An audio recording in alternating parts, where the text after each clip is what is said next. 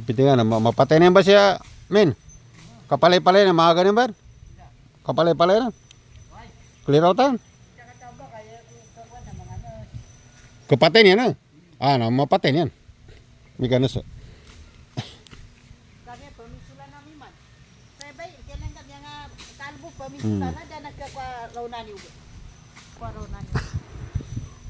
Idetil nga man doon sa kwanto para ka-clear out. Sa mga taga-manggad na. Usap una.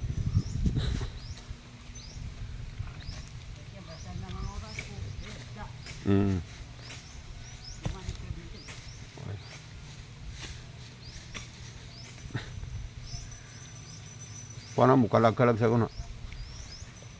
Mangilita sa backup nga. Oo, kailangan.